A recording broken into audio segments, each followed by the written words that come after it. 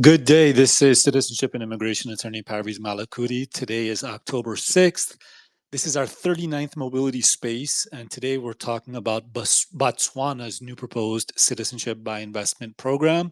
As a reminder to everybody, this is our 39th mobility space of 50 mobility spaces that we're doing this year on the hottest topics in dual citizenship, freedom of movement, sovereignty, and of course, passports. Today, we're talking about some exciting news, some exciting announcement from 2 weeks ago regarding Botswana. Botswana announced that it is starting a new citizenship by investment program. Applications are not open yet. They don't anticipate they'll have their applications ready to go until early 2026. As I understand it, this proposed CBI also requires some action in Parliament, Botswana's Parliament, to legalize dual citizenship and to basically set the arrangements by which agents can make money, and I think a few other things from the program. And what I would like to do in this call is talk about what we think the value proposition of Botswana's CBI is, who this would be attractive for. And of course, as we always do, talk about potential attack vectors or vulnerabilities, any type of drawbacks that the program could entail. So I thought I'd just start off by going over just a few quick facts about Botswana. I've never been there. I don't know if anybody else has on this call either, but I'd say it's a relatively little known country compared to others. So go over a little bit about Botswana, and then of course what the proposed terms are of the CBI as far as we know it so far, and then what we anticipate would be the benefits of a citizenship. So both core mobility benefits as well as springboard or satellite mobility benefits. So first of all, Botswana is a small country in Africa by population, not by landmass.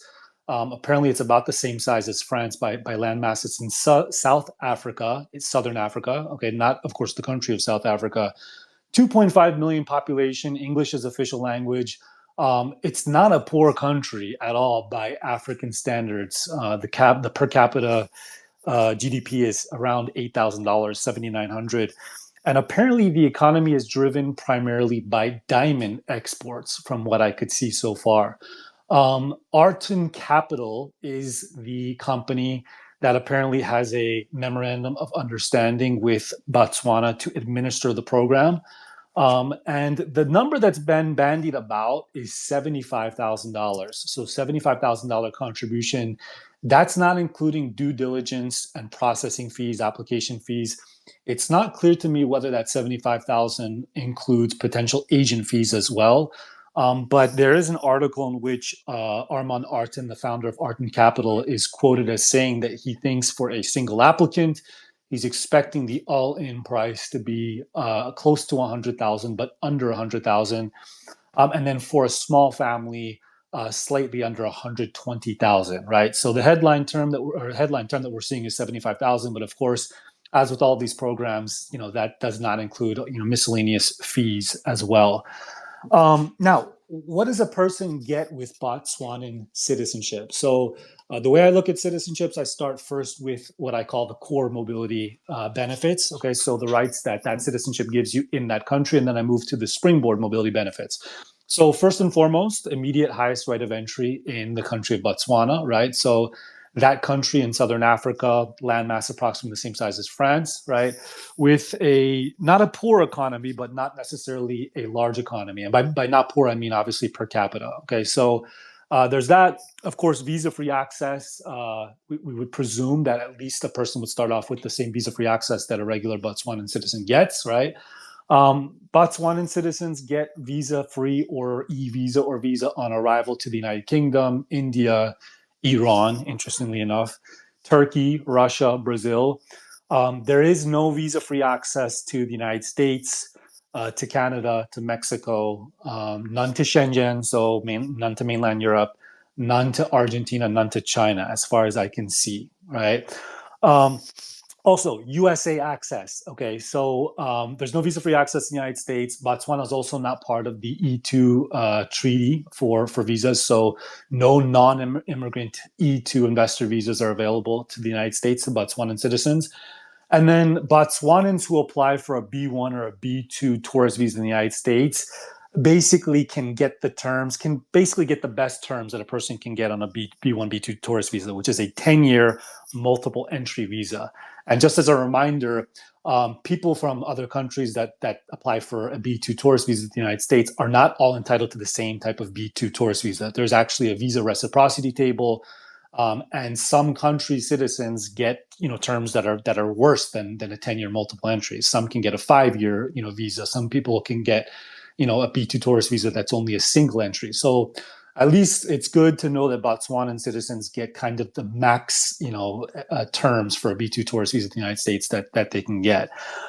So these are what I can gather so far about the Botswanan citizenship. I'm not aware of any satellite residency rights that Botswanans get in other countries. Of course, when we open for discussion, which hopefully be in another minute or two, I'd like to hear from other people and hear if anybody knows about Botswanan citizenship residency benefits in other countries. And a few unopened, or a few open questions, I should say, is I haven't seen about any nationalities being restricted. That's always an important point, right? Can Iranians apply? Can Syrians apply? Russians, Palestinians? By and large, for these countries that are offering citizenships by investment that are not, tier one countries, oftentimes the people that would be most interested are people that are coming from countries that are in strife. I haven't seen any news about whether these nationalities are going to be restricted.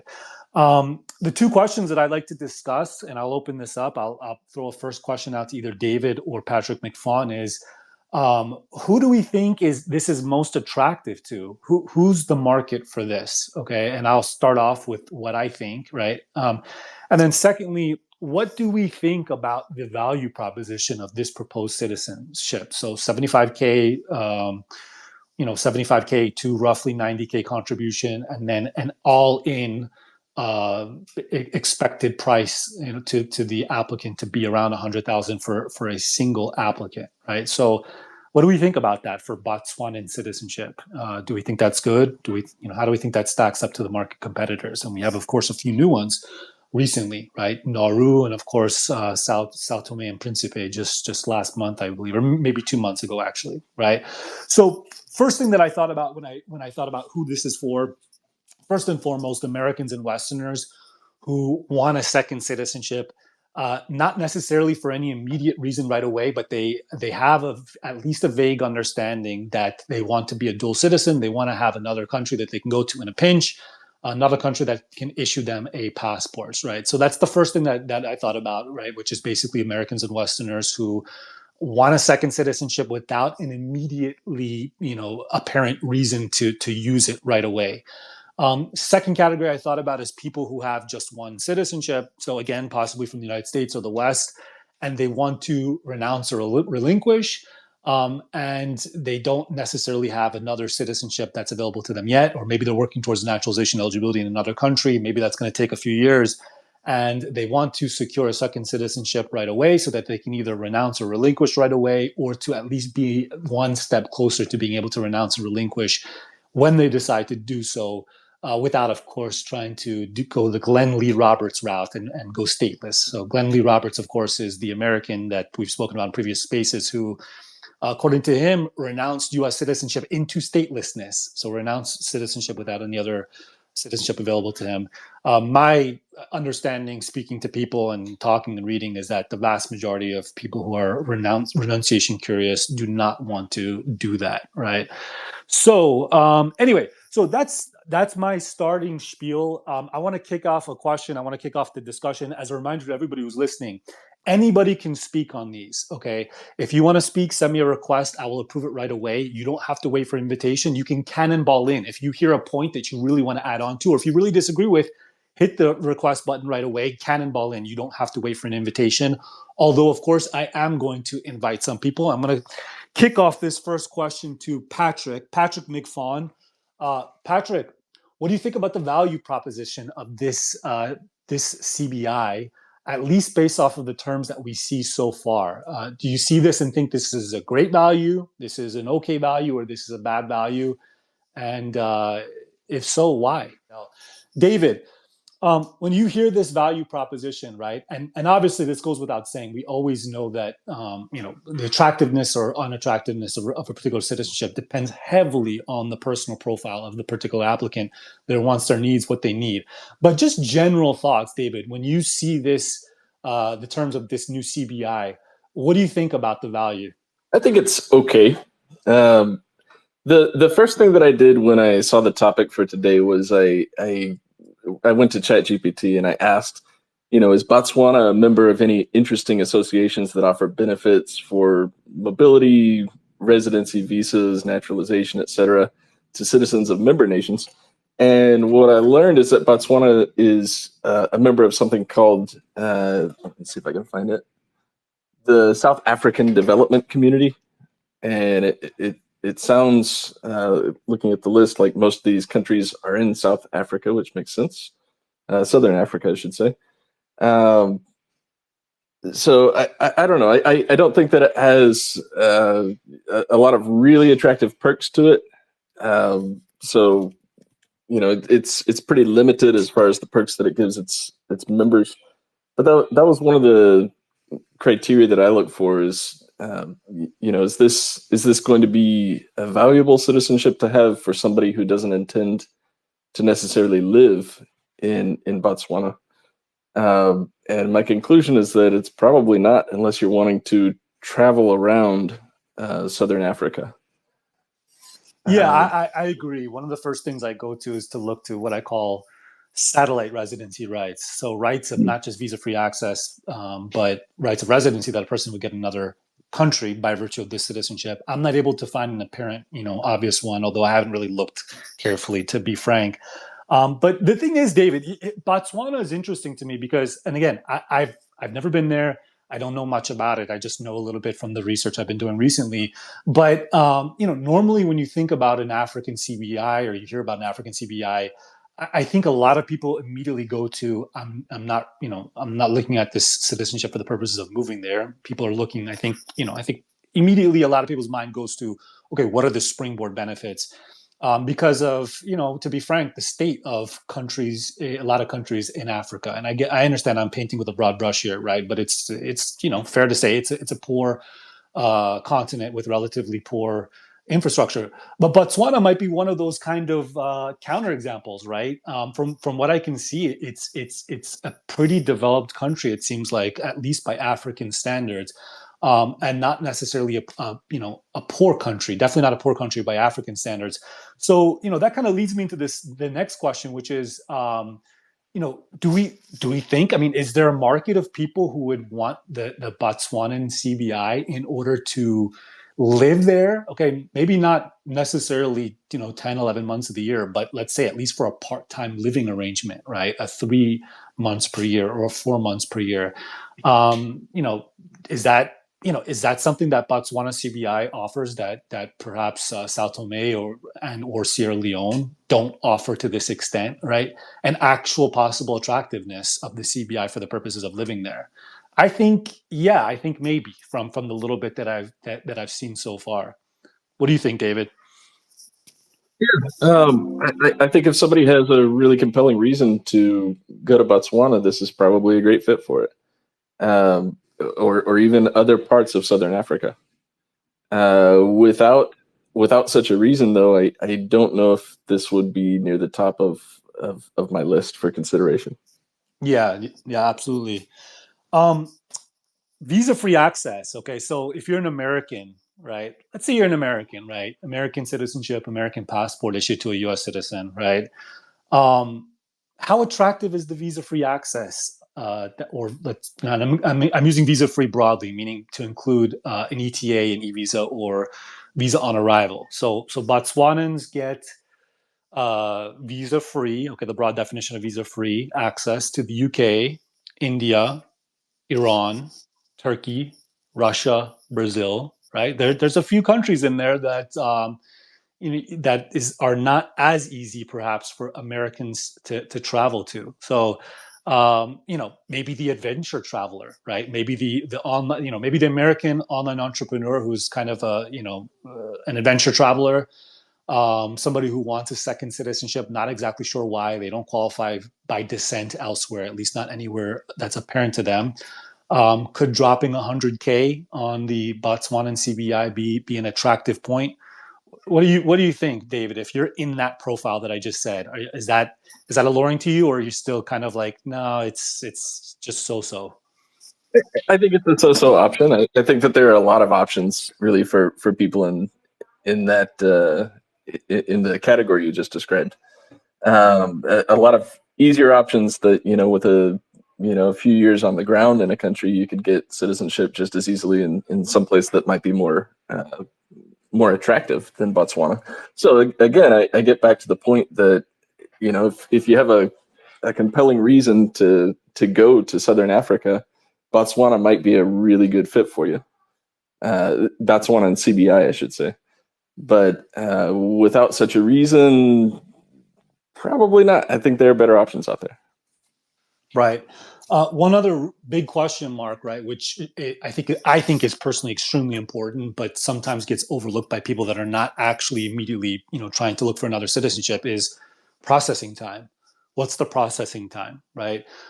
There is a market of people out there who, by virtue of being able to get a second citizenship very quickly, are going to find that citizenship way more attractive, right? Because people have other planning that they're doing in their life, right? We spoke about one already, renunciation or relinquishment.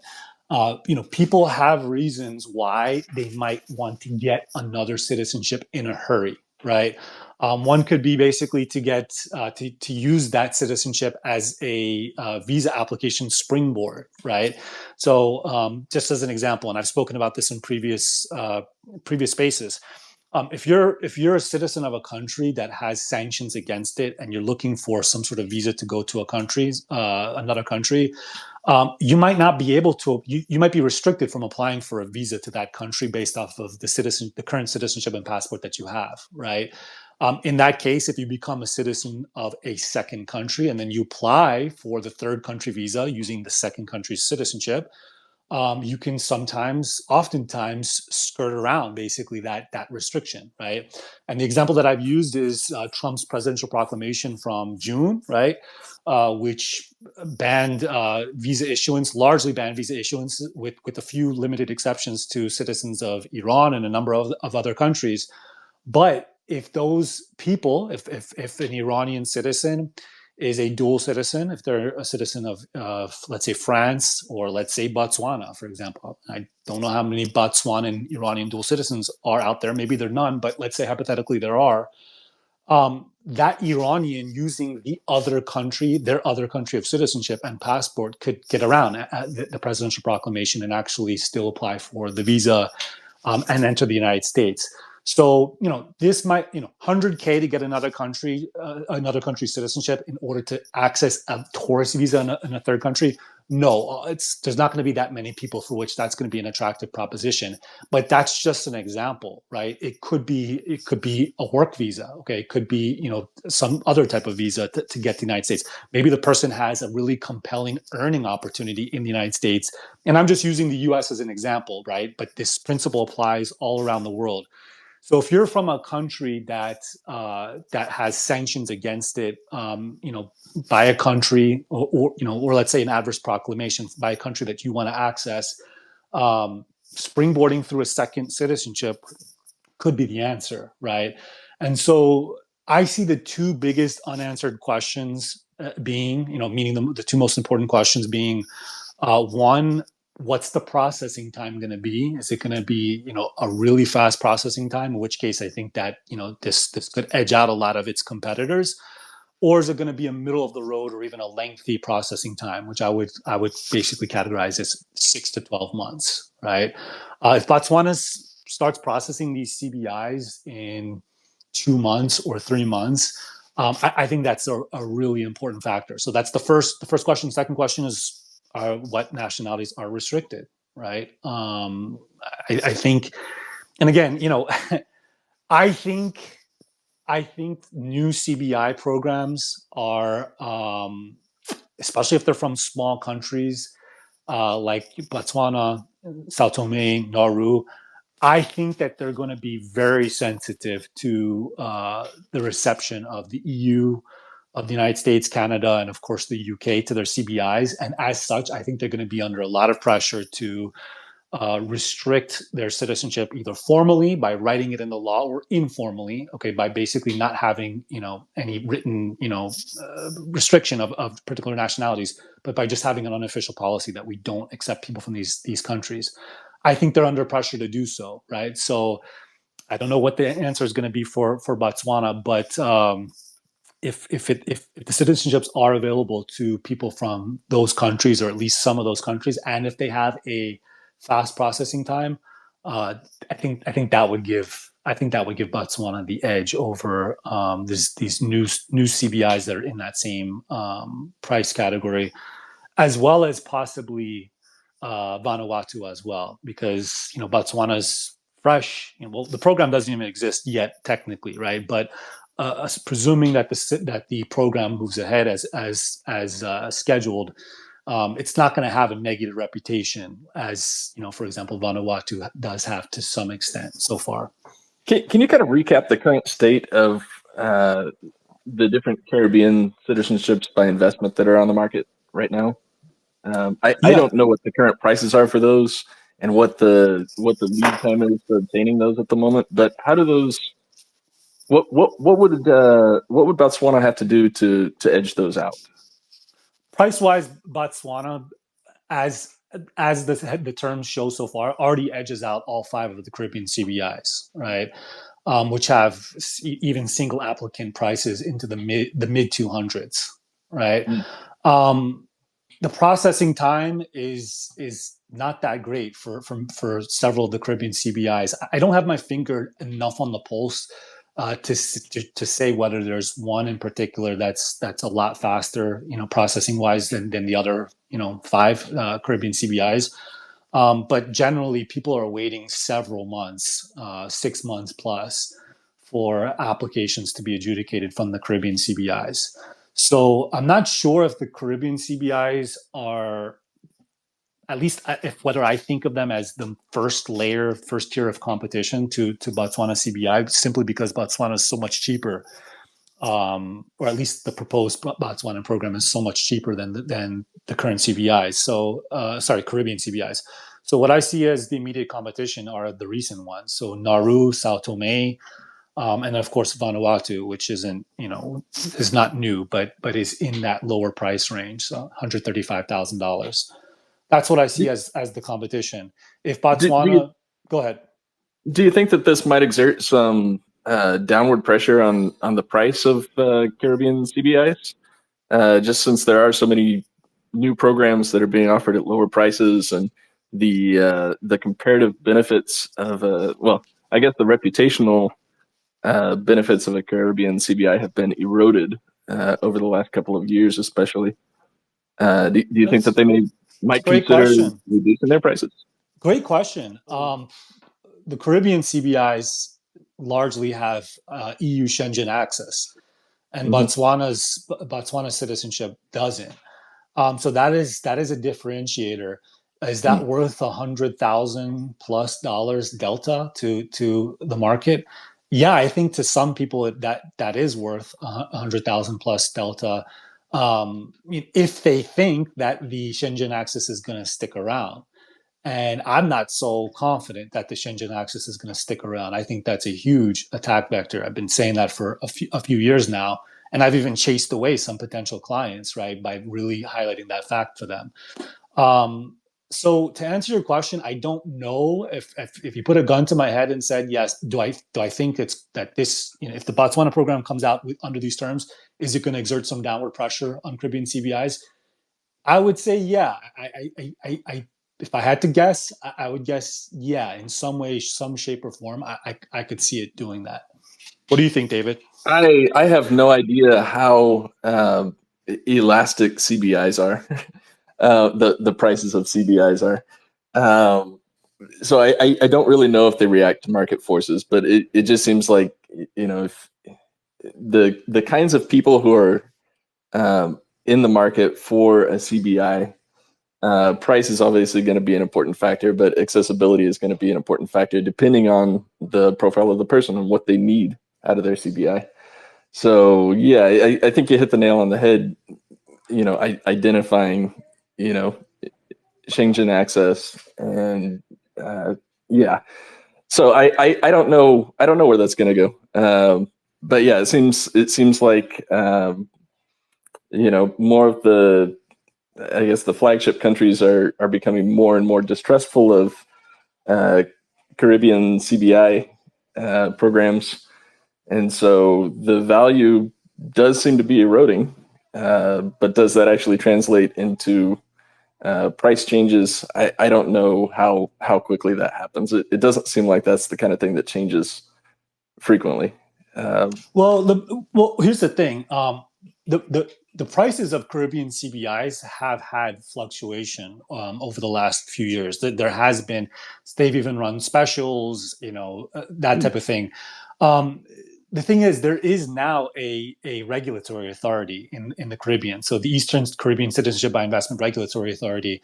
And pursuant to that authority, all 5 Caribbean CBIs have agreed with one another to keep their citizenship by investment at a minimum price, a price floor.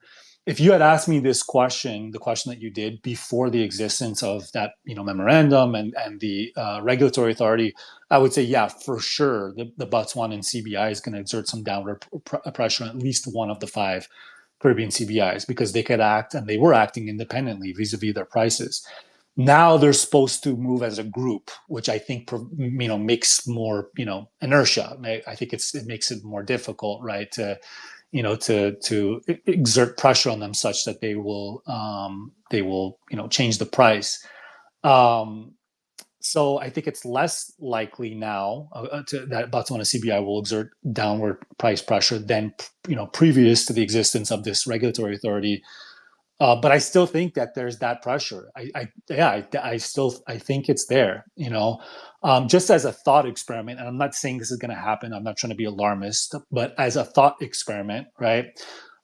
If you buy a CBI, okay, and part of the reason you paid the price for that CBI is because of visa-free access, or what you think is going to be visa-free access to certain countries, especially Schengen, right?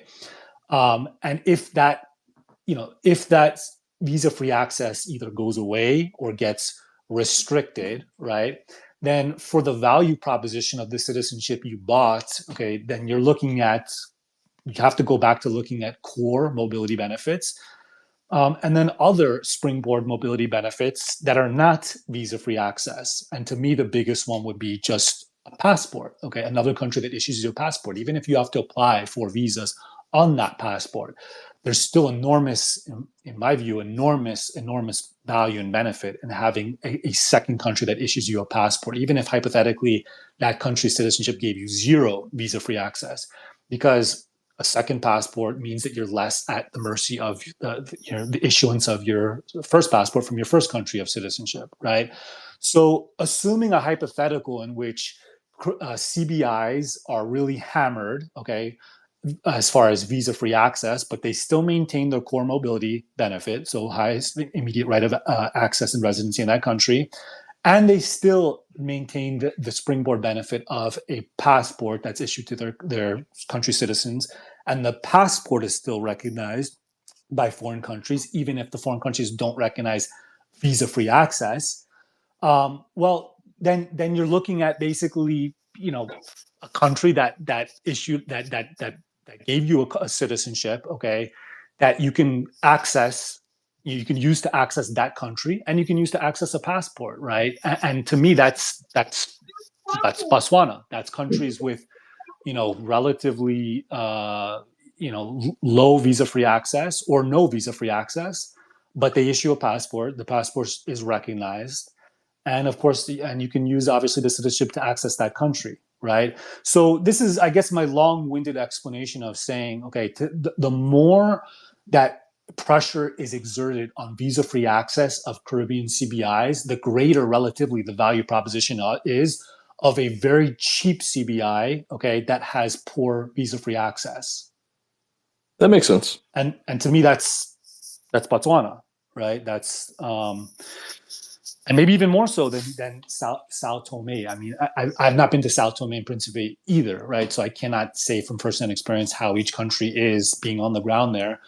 But it seems like Botswana kind of has, more of a stable environment than the vast majority of countries in Africa. It's just I hate to say it. I wish it was not this way, but I just have a harder and harder time recommending uh, CBIs to people who are willing to buy it in large part for what they perceive as the visa free access, the visa free springboard, because I just think that that's increasingly under attack. Now, David, you mentioned that as being increasingly under attack because of a poor reputation, among Caribbean CBIs, but I think that aspect, I think visa free access is kind of under attack from all CBIs or most, I would say basically on CBIs in general. I think where the Caribbean CBIs have taken the bigger reputational hit is all of the allegations of corruption in the programs, illegal discounting, that type of thing. And there's a French film producer, I forget his name, but maybe some people on this call have seen some of the the content he's put out. He basically put out like a 2-series documentary, basically going through this long history of basically corruption among, or what he says is corruption. I'm not saying that's necessarily the case. I haven't really looked into it in detail, but what he alleges is corruption among the CIUs, the Caribbean, programs, basically of those countries. But as far as an eye of suspicion cast upon somebody buying a citizenship and then using that citizenship to access your country visa free, I don't think that's just limited to the Caribbean CBIs nowadays. Okay. Are there any benefits to having a? I think the answer is an obvious yes to this. Can we think through the benefits of having a citizenship of, let's say, a nearby country or an easily accessible country, like you might get in a Caribbean CBI, versus one that's more distant that would require probably at least one or two flight connections to get to, like Sao Tome and Principe or Botswana? Yeah, absolutely. I mean, you're probably hinting at this, and you probably say what I'm about to say if you continue talking. But the first thing is, let the other country, right? So if you have to travel through, if you have to connect in a country that requires you to have access to that country in order to have a flight connection there, well, that's obviously an attack vector on your ability to travel to your second country of citizenship, right? Because now you got to make sure that you have immigration access to that connecting country, right? And then we could push that concept even a step further, right? Which is traveling without a valid passport, right? Generally, our default in today's nation state system is that you need a valid passport or passport substitute in order to travel between countries. It's not always the case, right? We have exceptions to that, right? We have obviously visa-free zones, borderless zones. We have countries like in Mercosur where they allow you to use a cedula, right, in order to access. But the general default is that you have to travel internationally using a passport or valid passport substitute, right? If you have citizenship, let's say you have dual citizenship in 2 countries that are bordering one another, and if you're in one and you want to travel to the other, but you don't have a valid passport, okay, but you are a citizen, generally speaking, you're going to have a much higher chance of gaining access to that country, even without a valid travel document, by virtue of being a citizen, right? It's you walk up to the border. If you can walk up to the border, you walk up to the border, right? And then you can obviously try to initiate a process to be able to prove your identity and prove your citizenship to gain access to that second country, which is also your country of citizenship, right? Even without the valid passport. Most countries have some sort of process for this. Even in the United States, right, where we've spoken about so many times in previous spaces, that technically the law says, it's not technically, the law says you have to have and bear a valid U.S. passport in order to enter or exit the United States as a U.S. citizen.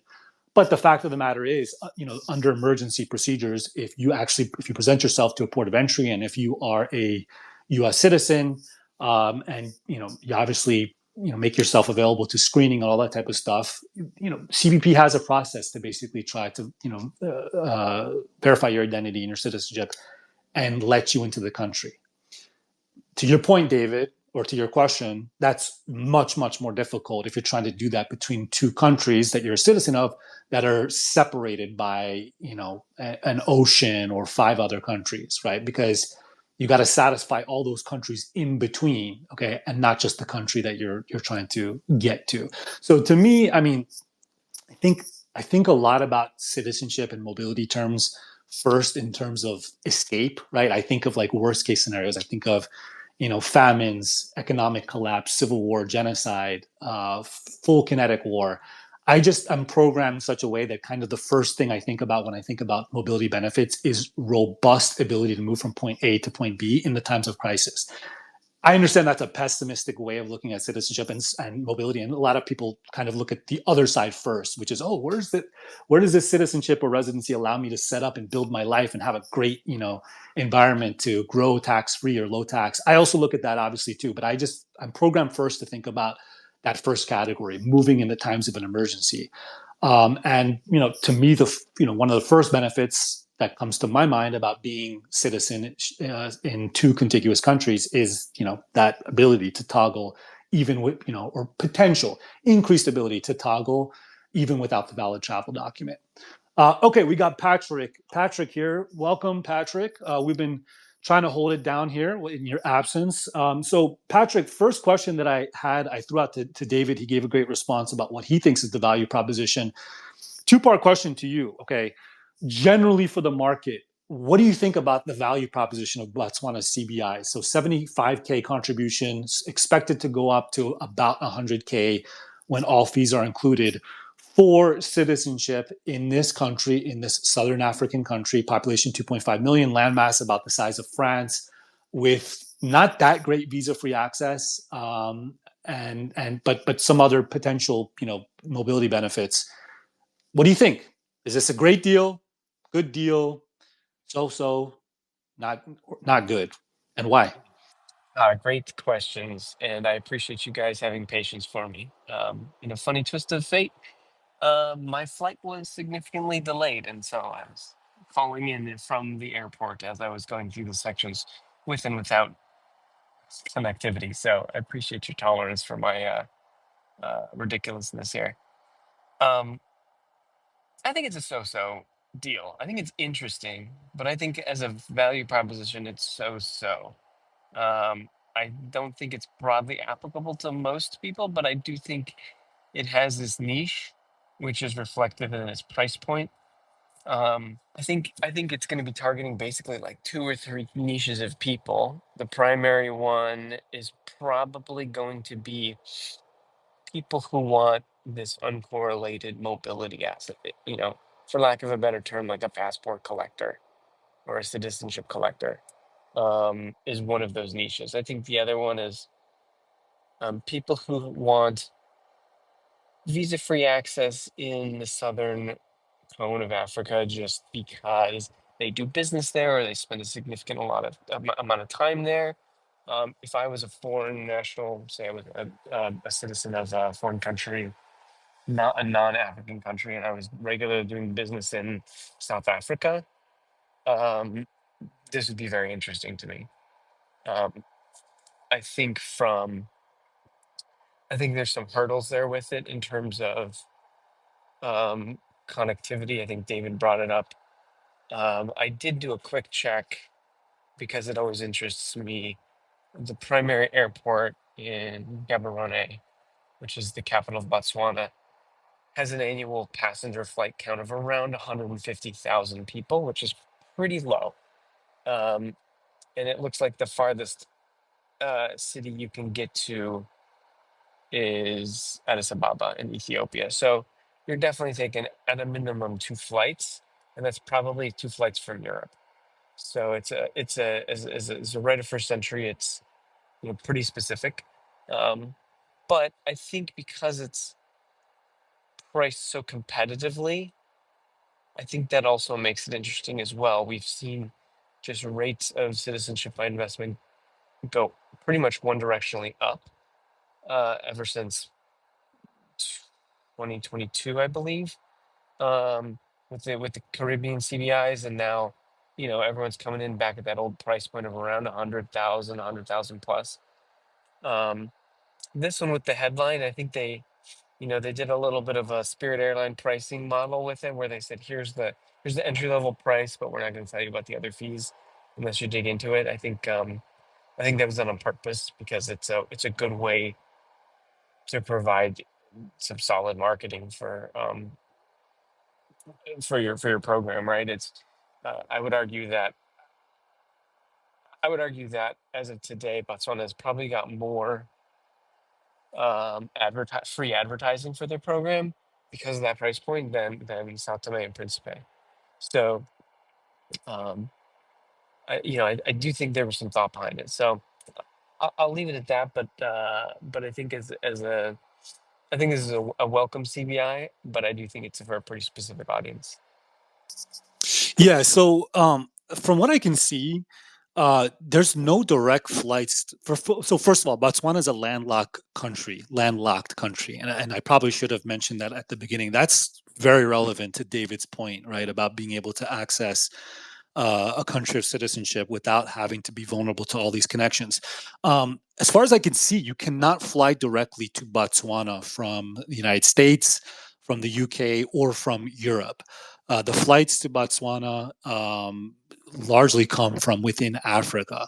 So if you are trying to get to Botswana and you don't have another citizenship that has great visa-free access to connect at big ports or big airports, realistically, you're looking at flying into one of Botswana's neighbors and then trying to go, that if you have access to that country, and then trying to go overland or a flight from the neighbor, right? So for what it's worth, Botswana is neighbored to the south by South Africa, Namibia on the east, Zimbabwe to the west, Zambia and Angola to the north, right? So yeah, the connectivity, yeah, that's potentially an issue, right? It seems like you cannot really access Botswana from so-called the West, right? From North America or from Europe. Now, I haven't checked yet to see whether Botswana is accessible directly from South America or Asia or the Middle East, but I'll probably check that now. But this is worth considering, right? I mean, if you're looking to Botswanan citizenship as the plan B, right? The SHTF, shit hits the fan, plan B, or part of that plan B, plan, then it's worth considering, giving serious consideration to how easy or difficult it is to get to that place. And it doesn't seem like it's that easy compared to some of the other CBI countries. Yeah, I'll go out on a limb here and say that if I already looked at the flight map of the capital city of Botswana to the flight network. Your best bet is to go almost primarily through South Africa, because South Africa has so many well-connected flights to quote unquote the West, right? You can fly from New York to Cape Town, and I believe also Johannesburg, definitely from London. And then you're catching a flight from there to Botswana. So um, South Africa is one of the visa-free countries that Botswana has, which makes sense. They share a land border. So I think that that's kind of the one-two punch uh, of this citizenship, is that if you do have a SHTF moment, you are likely going to be flying to South Africa and then to Botswana. And in a SHTF moment, not sure that South Africa is always the best place to be, even if you're just transferring through the airport. Um, but again, something to consider in terms of the citizenship's primary benefit, which is the right of first right of entry into the country. Patrick, if the Botswana program goes forward and their processing times are under 3 months, how much more attractive in the market do you think this Botswanan program becomes? Yeah, I mean, I think I think it definitely becomes more attractive. I mean, look, we live in a world where processing times never go down. Like I've been doing this for 4+ years now, at least in terms of the citizenship by descent process. And I have never seen a processing timeline fall, never in my life.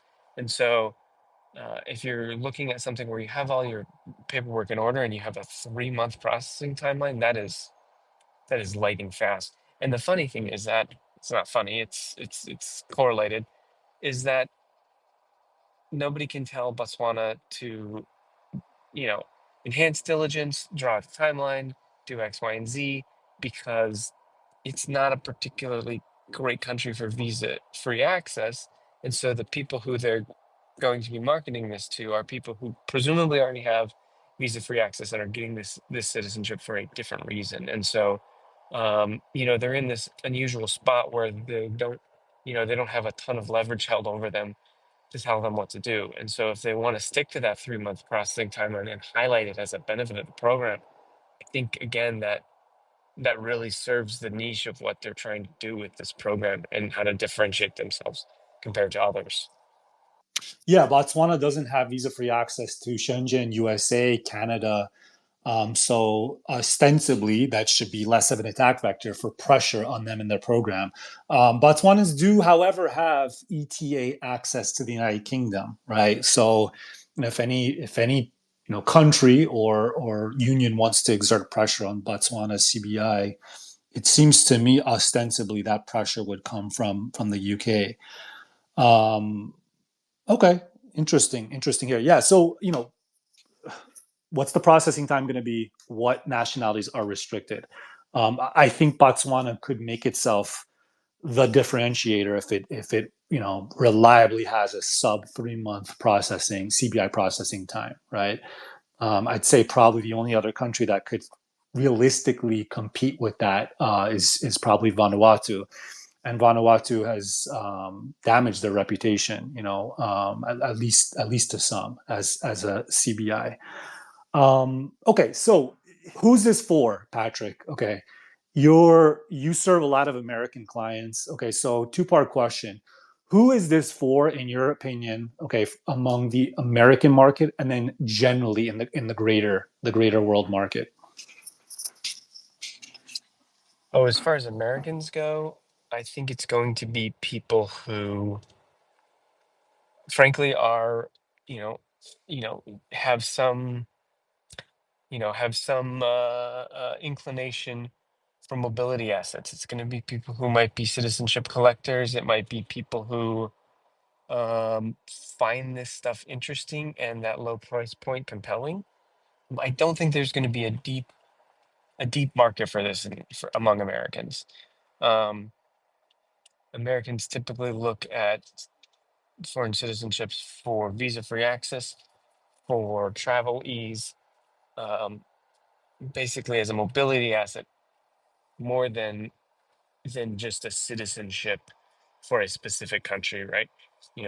Most Americans approach European citizenship by descent because of its access to the EU, not because they're specifically inclined to the one specific country of their citizenship.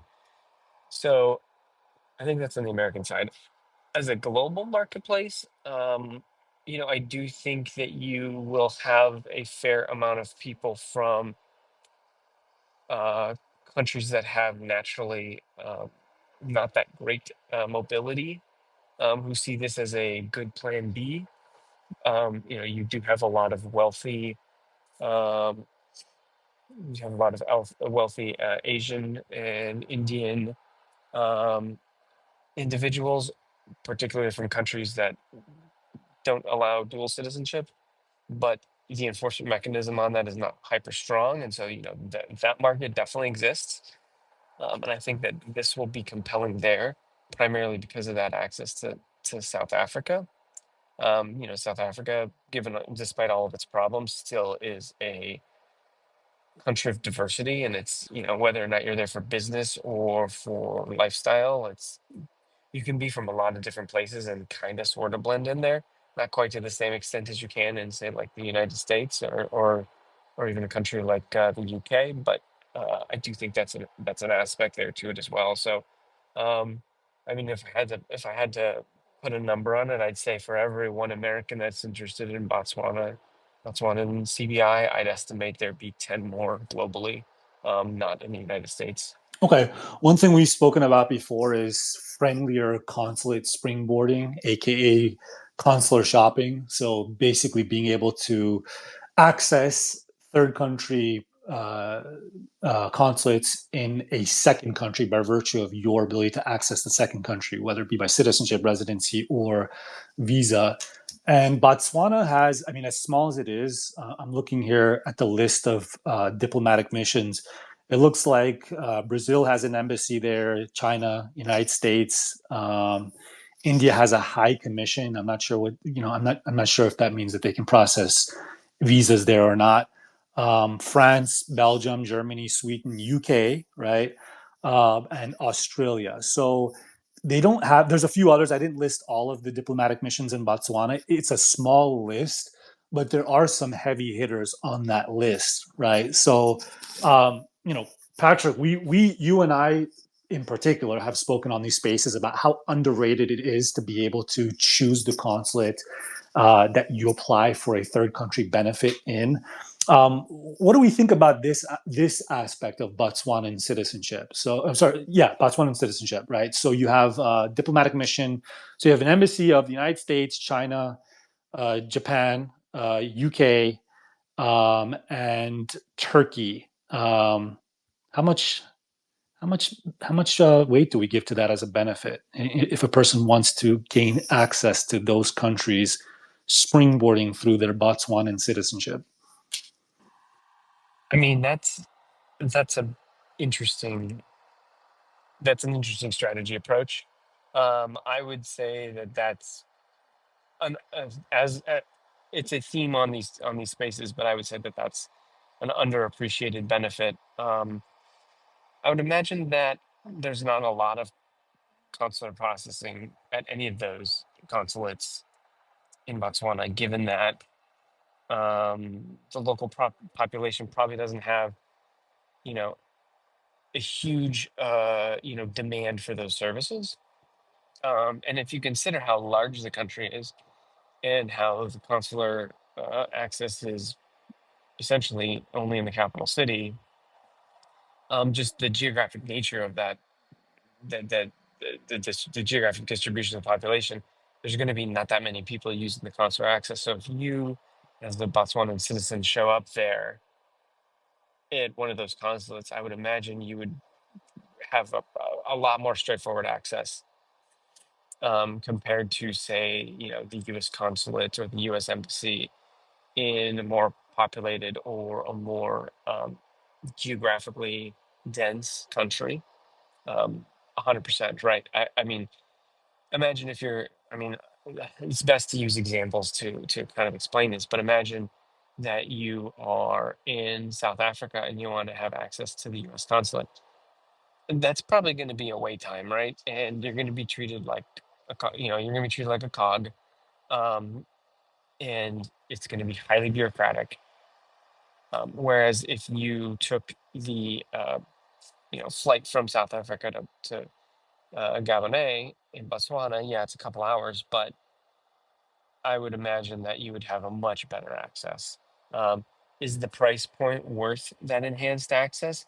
I mean, it's hard to justify to an American you know, because of that, but because we are an American citizen already, um, but for a lot of people, yeah, that consular access would be very valuable, probably worth the price point.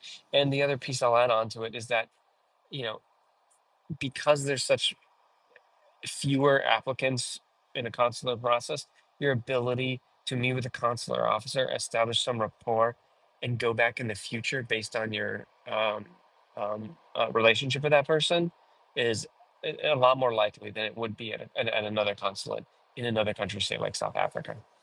Yeah, I agree. Having access to consulates that are set up to do consular processing but have relatively low volume can be a great benefit, and usually get a lot better treatment, going through them versus huge embassies that just treat you like a cog in the machine. So yeah, maybe again, we're digging, we're trying to explore all the potential aspects of this citizenship. Is friendly or consulate springboarding, this a sufficient sole reason to spring for $100,000 CBI? No, I think for vast majority of people, not.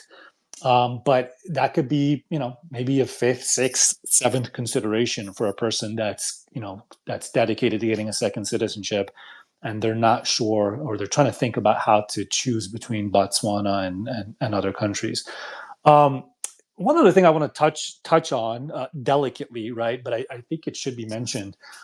So I'm a firm believer in what I call second citizenship privacy. Okay, so basically not being open with all of the citizenships that a person has, and I particularly think that people who have obtained citizenship by investment are better off the fewer people know, whether in that country or in other countries, the method by which they obtain that citizenship. So I think it's better for CBI, for citizens by investment, to not have some sort of mark or obvious indicator when they're traveling around the world that they obtain the citizenship that they have by investment, because that makes them a target. Okay, that makes them more subject to trying to have their springboard benefit be degraded or eliminated, or of course a foreign country trying to say no, we don't count citizens by investment as a citizen for the purposes of this treaty, for the purpose of this visa-free access, arrangement, et cetera, et cetera.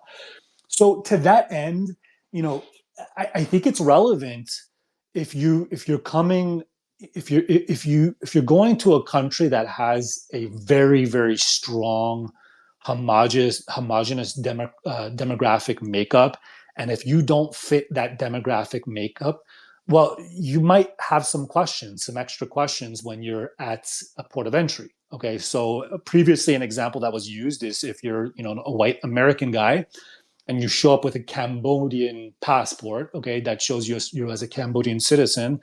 I'm not saying everywhere, I'm not saying this is right or justified, but at some countries' port of entry, you're going to get an extra question, or maybe more than an extra question, about that citizenship and how you came across that citizenship, right? So Botswana's population, it seems like the stats show that 1 to 3% of Botswanans are quote unquote white or Caucasian, right? So relative, so there's some some white people that are Botswanan, right? But the vast majority are not, So if you are an American white guy or European white guy, and you get Botswanan citizenship by investment, and then you're traveling around the world and you're presenting that passport, are you possibly flagging? Are you possibly putting out an indicator, a big signal? Hey, come put this citizenship and passport under a microscope, because I probably got this by investment. What do you think, David? What do you think that stacks up on the list of considerations, if at all? I apologize. I tuned out for a minute. I was paying attention to something else. So come back to me, please. No problem. I got to stop doing that professor thing, right? Where I just line up a long question and then I say the person's name at the end. It also causes anxiety. I still remember what that was like, especially in law school. So just a question to put out there for whoever wants to take it. Okay, if you get citizenship by investment in a country in which you don't match the overwhelming demographic, and the example that I used is Botswana has, by the stats show, only 1 to 3% of Botswanans, it looks like, are white or Caucasian. If you're a white American guy, a white European guy, and you go and get that Botswanan CBI, are you signaling? Are you basically traveling with an obvious signal, okay, around the world that you obtain this citizenship by investment? And if so, is that signal potentially revealing to enough that this would be a negative factor for you? Would you mind traveling around the world with a citizenship that it's just fairly obvious or highly indicative that you got this citizenship by investment? That's kind of my open-ended question, and I don't have a set, answer for this. I think it's probably a consideration. Where it stacks up on, the list of considerations, I'm not exactly sure. So I'll go to Patrick if Patrick has any opinions on that. And we got Andrew here. Oh, Andrew requested to speak. Sorry if I kept you waiting there, Andrew. Andrew, I'm adding you as a speaker. Let me ask Patrick that question first, and then I'm sure Andrew's going to cannonball in with a lot of interesting comments. Yeah, I think it's something to consider for sure. I look at it in a couple different lenses, but the primary one is, I mean, I mostly do. I do citizenship by in descent. So this comes up a lot where, with regards to language, right? If you use a German passport or an Italian passport and you don't speak German or Italian, is that going to create a problem? Even though you look like you might be that type of person, whether or not you speak the language or culture of that person, is that going to raise flags? And in my experience, the answer is generally no, but a few times it has.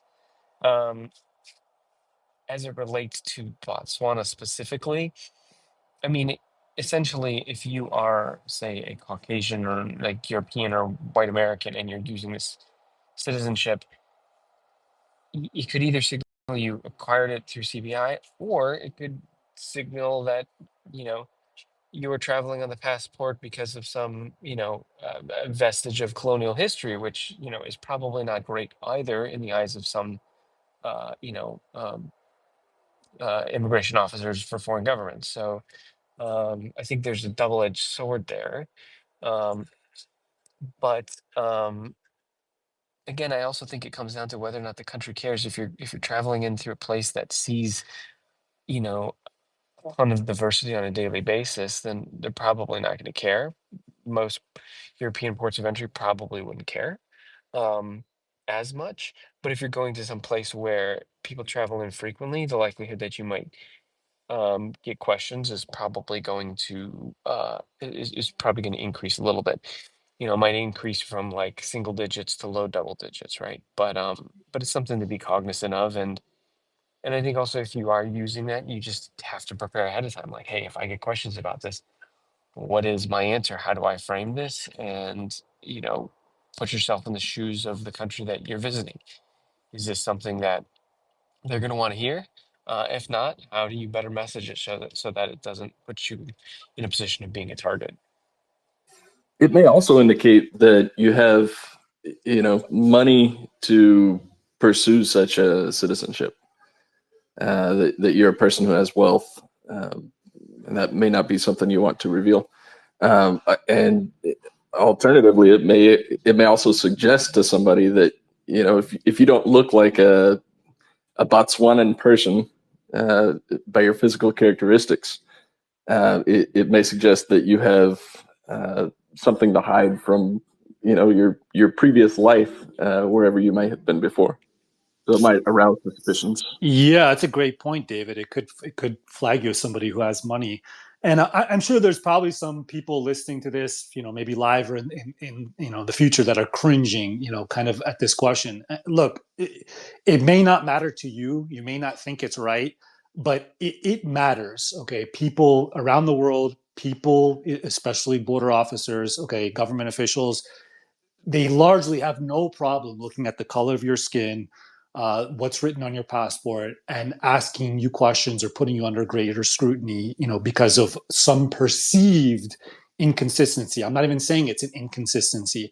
This is just the way it is. Okay, I know this from personal experience. I know this from professional experience. This is the way it is, whether we like it or not. I'm not saying that's necessarily going to be the case in this instance of Botswana CBI, but it's a fact of life, whether we like it or not. We got Andrew Starr here. Andrew, what do you think? Yeah, right. So we're all being ethnocentric. No, the problem isn't any of this. Think a little bit more clearly. No offense to anybody. Let's suppose you're from mainland China or you're from India, places that have serious issues with multiple citizenships, and you're flying to, I don't know, Italy or Albania, right, on your Botswanan passport, you're going to get flagged far more than anyone right here, right now, flying into those countries on a Botswanan passport, because clearly you look Chinese or you look Indian, you don't look Botswanan, right? So to your average border guard who's probably not really paying attention, it's either scanning or it's not scanning. It's either working or pulling something up or it's not, right? But clearly they see a cover that looks Botswanan, and you don't look like you're from Southern Africa. Okay, oh no, maybe they're just a merchant or they have a convenience store or whatever it may be. I don't think it gets that sophisticated. I think we're overthinking things way, way too much. And a lot of ports of entries in Europe, as I'm sure you all know, you just scan and go, scan and go. Now, Botswana, I don't think is on that list. So there's that. But again, it's not so much the North American and European folks that are going to be becoming Botswanan through this new program. It's folks from other areas. I think they're the ones that are more likely to get pinged. They're the ones that are getting pinged when they fly in on their St. Kitts and Nevis passport already. That's already happening, right? I mean, that's really easy to pick that up. So there's that too. Now, right or wrong, good or bad, to a more sophisticated customs officer, they should profile. They should. I mean, that's their job. I'm not saying it's a good thing. I'm not saying I necessarily support that. But I mean, you got to be a little bit logical too. Someone flying in on a USA passport could be of anything, right? So that's sort of an advantage, if you will, of being an American or Canadian passport holder, is that, well, what is a Canadian? What is an American? It's such a variegated citizenship, whereas Botswana is not. So these are just some clear distinctions that I see. Over to you. No, great points, Andrew. A lot of, customs officers see thousands, I don't know about thousands, but hundreds of people per day, right? And they default to visual cues, okay, among others. It's not just visual cues. That's just the way people act when they're playing a repetitive game like that, right? And it's not even necessarily 100% irrational, right? As you alluded to. There was an article of a man, Chinese man, okay, man claiming Vanuatu nationality detained for passport fraud in Manila. Okay, we've spoken about this on a previous space. Okay, so this is a Chinese guy. It turned out he did actually get Vanuatuan citizenship. He traveled to the Philippines on that passport. He only knew Chinese. He couldn't speak English or barely could speak English or any other language.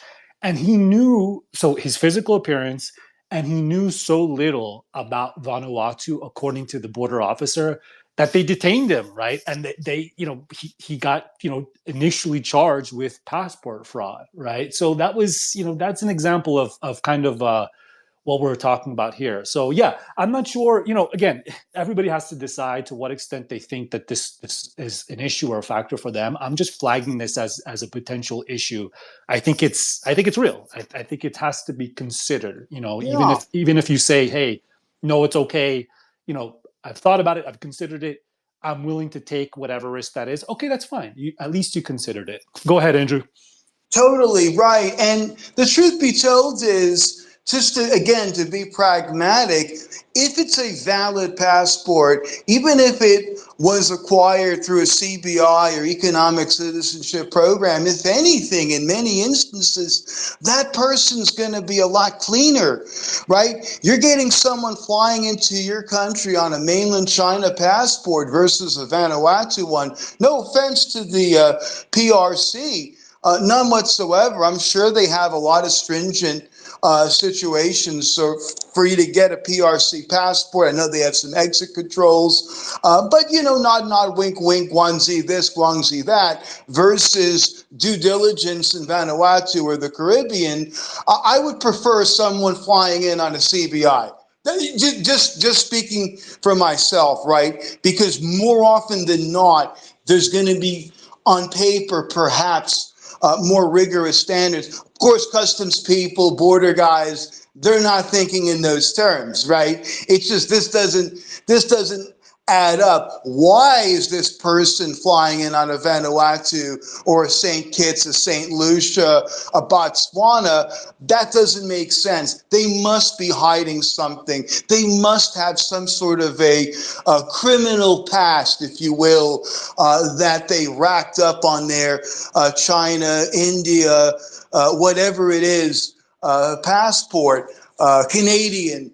And I think that's an interesting it's an interesting point. I mean, they are doing their job, right or wrong, good or bad, and so it does make sense. I would imagine the Botswana passport's going to say where folks are born, right? So it'll probably say, Guangdong, or it'll say Lucknow, or it'll say Ankara, right? Wherever it is. I don't think it's like Uruguay, which I believe recently removed place of birth, or perhaps my facts are incorrect. As far as I can tell, the Botswanan passport does include the place of birth of the holder.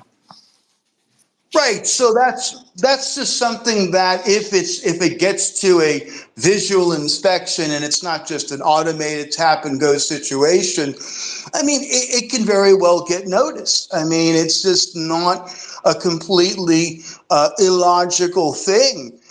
So, I mean, there is that. Yeah, I mean, it's a really tough thing. Real fast, a real quick tangent. So a grandfather of mine was in the war, the Second World War, and he was interrogating some folks in Europe that were suspected Nazis, right? But it wasn't quite sure what they were. And they were trying to pass themselves off as, they're just regular American GIs, right? They had really great Brooklyn accents and all this other stuff. So he was interrogating them, and and they knew all about American history. In fact, they knew more about American history than any normal American GI did. But then when my grandfather started to ask them baseball statistics, right? Brooklyn Dodger type questions, they had no idea. And that's how he knew they were not GIs and they were Nazis.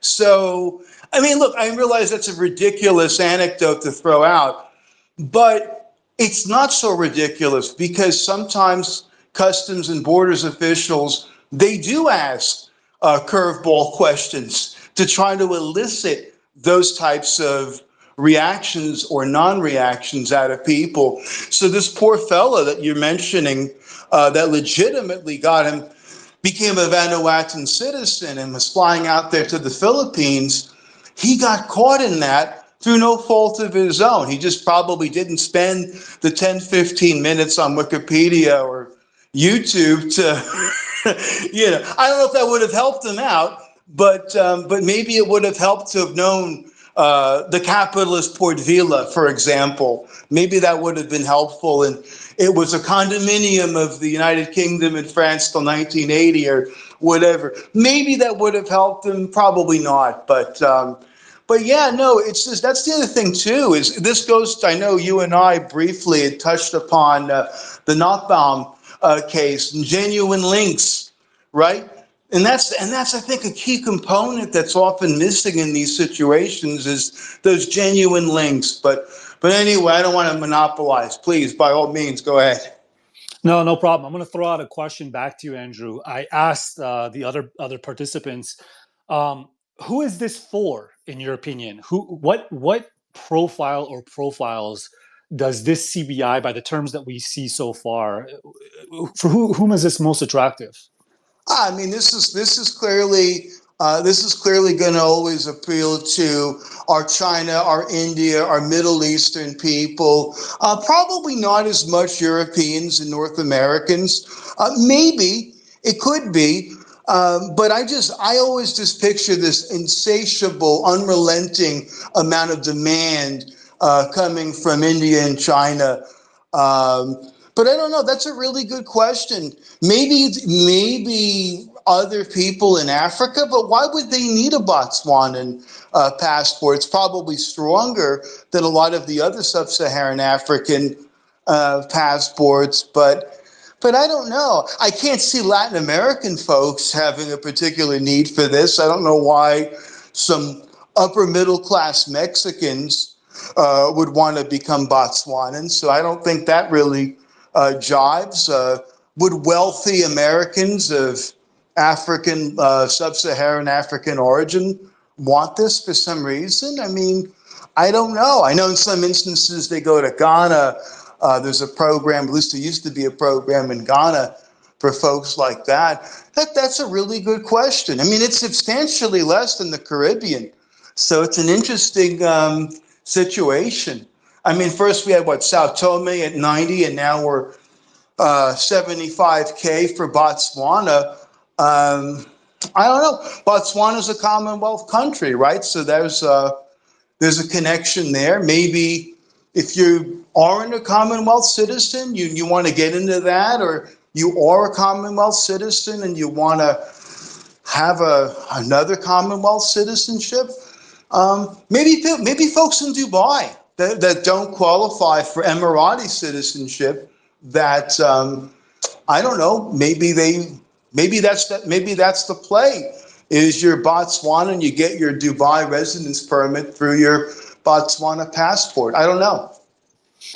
For what it's worth, so the website to register interest is botswanacitizenship.com. That's administered by Arton Capital, which is basically the company that's administering the program, or supposed to administer the program on behalf of Botswana. Arton did an interview. I think it was with IMI, where he said basically, as of the date of the interview, 460 some people had registered interest. The top two countries were from the United States and from Germany. Now, that may just be because initially the most marketing is in English, right? This is, kind of an industry that's dominated, at least the marketing side, by English in the news. So it might just be that it takes a little bit of time for that, for the news of this to percolate to China, India, and other countries. But I did find it interesting that apparently the United States was the country, or the most interest by number, signing up from this website was from the United States. Andrew, you brought up the Commonwealth. I didn't even think about that. I didn't think about the fact that Botswana is a Commonwealth country. Sometimes Commonwealth countries have intra-Commonwealth springboarding benefits that they give to one another. So that might be something that I'll look into, in my own time. Just do a quick search to see if Botswanan citizens get any type of preferred access, either visa or residency, to other countries in the Commonwealth. But that's definitely an interesting point. I wonder if they do, and I seriously don't know. This is a bona fide question, right? I know there is the Southern Africa Development Community, right? So with South Africa, Lesotho, Swaziland, and I guess they changed the Eswatini now. But and what's it? The Zimbabwe. I don't know if Namibia is in it. I think Namibia is in it, but and then it would make sense that they would be. Malawi might be as well. Perhaps there is some sort of. I don't know if they've reached the level of a Mercosur, even though I realize when you naturalize as Brazilian, it's not the same as being native-born Brazilian when you go and you move to Argentina, right? But what's it? There could be some future settlement rights, which could be a really fantastic play for those that want to live and work and do business in that part of the English-speaking Southern African countries. Could be, don't know. It wouldn't surprise me. Maybe there's limitation if you naturalize, right, versus being native-born, as there are in Mercosur in South America, as I mentioned before. These are really fantastic questions. But here's the bigger question. Why Arton? How did they get it and not Henley? And was Henley even in the running for this? I know it's a little bit the inside baseball. I'm curious if you have any insights. Anyone listening to this knows how they got the deal. Yeah, it's a good question. I don't know. I was contacted by somebody who said they were in the running for the deal and they didn't get it. I don't. I'm not going to say who it was because I don't think the person wants me to mention it. But I don't know. I don't know how those. It's not something I do. I don't. And I don't. Yeah, I don't know the inside baseball on that. My best guess is there's a few companies that are kind of in the running, and through a mix of politics and whoever has the best proposal, and maybe some other factors as well, which are less kosher. One of them is chosen. But Arton's pretty big. I mean, Henley, of course, is well known. Kind of credited with being a pioneer in the industry. But Arton is no small fish either. So I wasn't that surprised to hear that it went to Arton. I like that. I mean, when it's always Henley, it's a little bit annoying. I mean, no offense to them. I know some of the guys out there. I know that they all have their own controversies. Certainly, Henley has had a few controversies that we're not supposed to remember. But whatever. And so be it. It's okay. It happens. Anytime any sort of an enterprise of a certain size and scope, there's always going to be a snafu. There's always going to be a renegade program, renegade salesman. There's always going to be some weirdness. And I don't certainly mean to impugn Henley's reputation at all, which I would imagine is 95%. Crystal clear and beautiful and sparkling. But yeah, that's true. Arton is really big. I was under the impression that Arton was geared more toward people from the FSU, right? The former Soviet Union types, folks in Eastern Europe.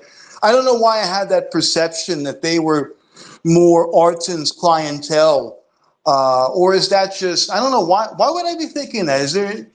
Was there a time that they were involved with getting clients from that part of the world, or? Yeah, I think that is a big part of his market. And if I'm not mistaken, I think he's Armenian. And of course, Armenia being previously part of the Soviet Union, there's still a connection there. No, I think you're on there, Andrew. I think that's a big part of their market. But as is always the case with aspirational figures, they're people try to expand. Yeah, I think it's fine, and I like seeing more players too. Then, of course, the thing that I'm sure probably everybody's already thinking, and probably a lot of people know, and I have no clue, is right. So, what's the next sub-Saharan African country that's going to announce? Right, because clearly it's not just going to be Sao Tome and Botswana. I mean, I think it's a little bit naive to think that that's it. I'm sure there will be another one, probably sometime by the end of this year or early next year, Q1. Who knows? Do you know by chance, or? No, I don't know.